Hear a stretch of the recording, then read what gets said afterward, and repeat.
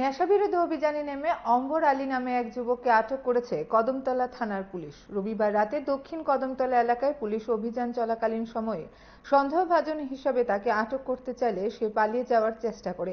ফলে যদিও তাকে ধাওয়া করে আটক করতে সক্ষম হয়, তার কাছ থেকে 38 গ্রাম ব্রাউন সুগার উদ্ধার হয়। যুবকের বিরুদ্ধে মামলা নিয়ে আদালতে পেশ করা হয়েছে বলে জানান ওসি জয়ন্ত দেবনাথ।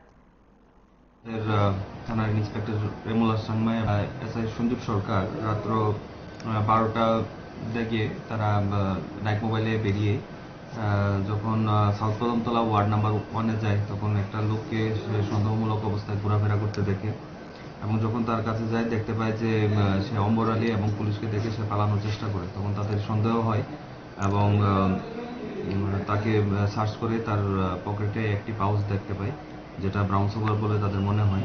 তো সাথে সাথে তারা আমাকে ইনফর্ম করে এবং আমি এই খবর আমার সিনিয়র অথরিটিকে জানাই এবং এক্সিকিউটিভ ম্যাজিস্ট্রেট এবং এফএসএল টিমকেও আমি জানাই এবং স্পটে গিয়ে ইন্ডিপেন্ডেন্ট উইটনেসের সামনে সার্চ করে তার পকেট থেকে একটি পাউচ পাওয়া যায়, যাতে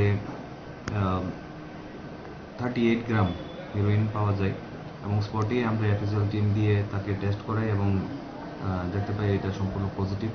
তো যথারীতি তাকে আমরা অ্যারেস্ট করি এবং থানাতে নিয়ে আসি এবং একটা স্পেসিফিক কেস আমরা তার এগেইনস্টে রেজিস্টার করি, যার কেস নাম্বার হচ্ছে কদমতলা পিএস কেস নাম্বার 6225 এবং আন্ডার সেকশন হচ্ছে 22B এবং 29 এনডিপিএস অ্যাক্টে।